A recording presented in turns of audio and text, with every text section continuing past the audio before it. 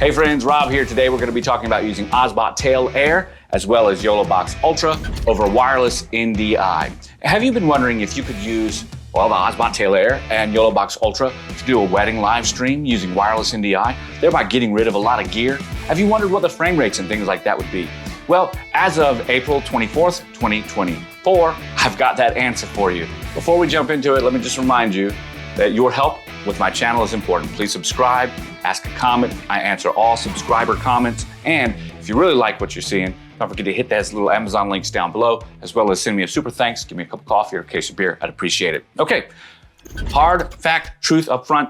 No, NDI is not going to work well for streaming over wireless. Anything over Ethernet, if you're using XSplit or OBS, or even if you're using Ethernet adapters to work with YoloBox to plug everything in, yes, those are going to work fine. The network will support it.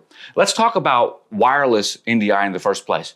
Wireless NDI allows for, well, network device interface, you to use network devices remotely. So you could be anywhere in the world and connect them as long as you had the proper software. And both YoloBox as well as Obsbot provide that type of software for you when you purchase the NDI licensing. NDI does cost an additional $100 per each one of these units, and it's per camera for Obsbot, and it's per YoloBox Ultra for YoloBox. This licensing fee directly goes to the NDI corporation that created the NDI standard and is what is used to fund further technology improvements. It's not included for free on all these things because most people don't use NDI. If you don't use NDI and you use wireless HDMI transmitters, then you can save yourself some money, but you already had an upfront cost to buy the transmitters.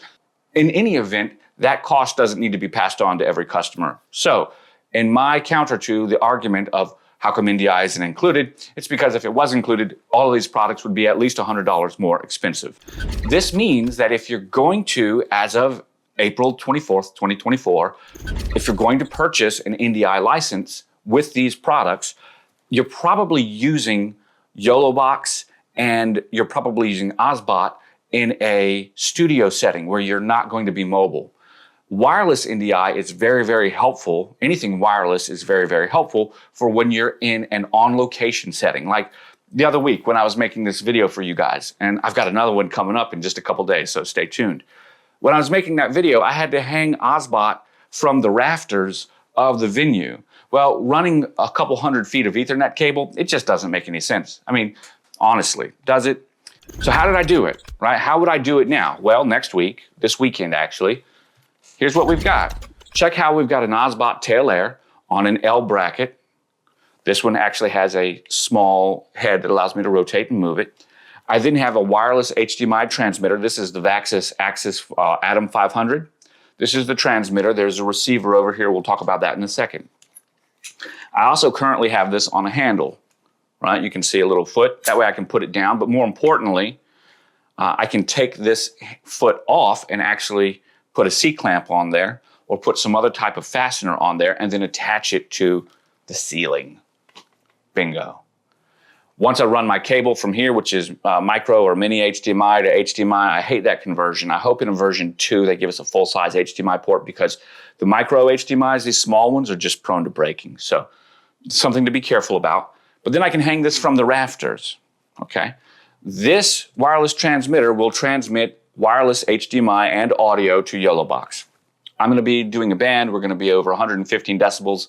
I will not use the wireless audio on the on Obsbot. Instead, I will connect a small microphone, one like by Boya or Kamika that just plugs in right there that's rated for 130 SPLs and put these far away. And that'll just be my scratch audio so I don't get distorted audio.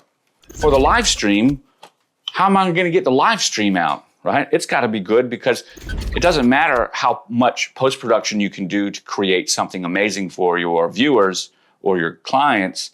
The people that are actually watching at the time of the live stream have to hear good sound. They have to see good imagery. So you have to be more squared away and set up and planned in what you're gonna do so that you can produce something.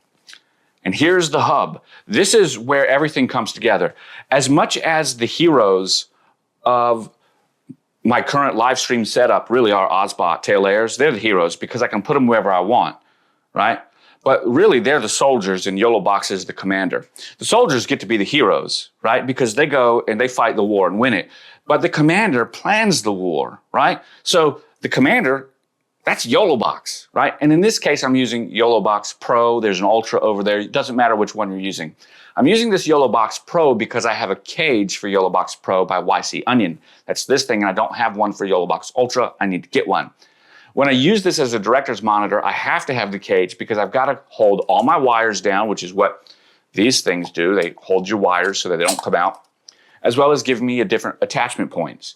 So I can run all of my wireless VAXIS or HDMI into YoloBox, which will be 3, right? So I have to have one there, one here, and I have to put one underneath, right? Or maybe one on the back over here. I have to have 3 of these transmitters. This gets kind of heavy, so you need a connector for a tripod, which is right here, so you can put it on a tripod when you are not holding onto it. And when you are holding onto it, you need this handle so that you can sit it down, right? And then I've got YoloBox with all of my video coming in. How do I get audio into YoloBox? I have done many different discussions of this. Check out my YoloBox course 252, which is audio for video on YoloBox, or my audio crash course for YoloBox. It will help you. Whenever I have a wired connection, I will bring my audio in over the HDMI signal that's wired, hardwired to my main camcorder. I will not be using a hardwired camcorder this time, which means I'll be using wireless audio. That means I'm gonna have to bring my audio in to YoloBox from a different device and then use the mic or line level in. In this case, I'll be using the line out, so I'll use the line in. I have to set all of that to Unity and then make sure that my audio delay is set properly on YoloBox based on all my videos. That's a simple process. It's something that I go through in my audio crash course or my audio for video course 252 on my YouTube channel, link below. Now, in this instance, I'm using a Zoom H6. I would probably, I don't care what recorder you use, but normally I will use the Portacapture X8. The only reason I didn't put it on right here is because I got it connected over there. The Portacapture X8 records my signal in 32-bit float. What are these? These are my wireless transmitters for my microphones. So I'll have a set that gets the audio signal that comes out from the soundboard in stereo or mono, whatever I get, it won't really matter at the time. And then I will also get additional room mics. I'll have a total of 4 mics going, or 4 inputs here. And I'll have this 5th and 6th input going right here, okay? What that will allow me to do is get interesting ambient and also do crowd interviews if I want to, because then I can just turn on my front mic and now I can have the crowd interview of someone saying something about how much they love Kaboombox, the band. Yeah, I'm gonna be with Kaboombox, love those guys.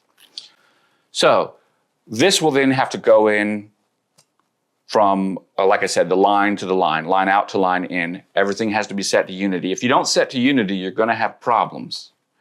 And you need to make sure that as the band is streaming, you keep your levels in the green around -12 decibels. If you start seeing anything peak over that, you need to immediately switch over and shut it down.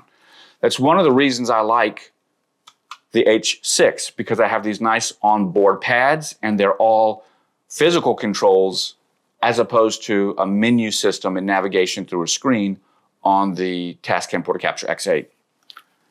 All of those things together mean that I'm prepared to have an excellent show on Saturday night. All of them right here. What does something like this cost? Well, you got $400 or $500. What is it? $400 for, $500 for one tail layer. So you got 3, that's $1,500. Transmitters are, you can get generic ones, but these were around $400 each. That's 12. So that's $2,700. YoloBox, $1,000. So that's $3,700.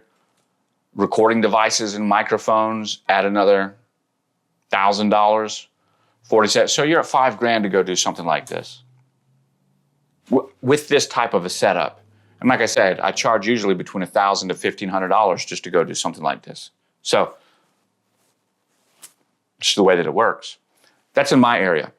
Your area could be a little bit less or more, but one thing's for sure, My AGCX 350 that's recording this, that camera new is $3,700. So this is already a better setup that gets you in more places because these little guys can go anywhere. And so for $5,000, you have a mobile live stream and videography workflow for live events, bands, corporate functions, like seminars, weddings. You've got it. I mean, it's very difficult to get into a business with only $5,000 that can immediately begin making you $1,000 a pop. Some people will say it pays for itself in only 5 purchases at that point, 5 sales. Well, that's not exactly true, because if you don't depreciate your stuff properly for your taxes, then it won't work out the way that you think. The point of the matter is most businesses are going to require a much larger investment. And the larger the investment and the larger the technical skill, the fewer pros can do it well, which means that the more likely you are to be hired. In this case, with live video, I'm using these little teeny cameras. Bands have had people come out and use Ronin 4Ks and all this other stuff to record them, and they've never liked it as much as what I do. Do you know why? It's not because this $500 camera isn't a good camera, because it is. It's because I'm using the technology in a novel way. I'm not trying to make a big show of what I'm doing. Yeah, the director's monitor looks big, but I'm trying to be discreet and unassuming when I'm photographing these bands so that all the focus can be on the band. I know sometimes it's hard to do. You're a guy with a camera, or your crew's out there, but these can be on stage with the band right by the drummer, just over his head, and he'll never even see it. And then by the time you're done, that epic drum solo that has never been captured before because the drum is usually in the back of the stage, now that drummer can see himself and he's excited. That guitarist can see himself, that live solo right there from a downward angle on his hands. Those are the types of things. So use your gear wisely. Guys, I hope that this has been helpful for you. I know the video went on a little bit longer than I thought. Anyway, if you're still watching, you must have enjoyed it. Subscribe, leave a comment down below. If you're subscribed, I'll answer it. If I really helped you, send me a cup of coffee or send me a case of beer through PayPal. I would appreciate that using those Amazon links or super thanks below. Thanks a lot for watching, guys. Catch you all on the flip side. Bye for now.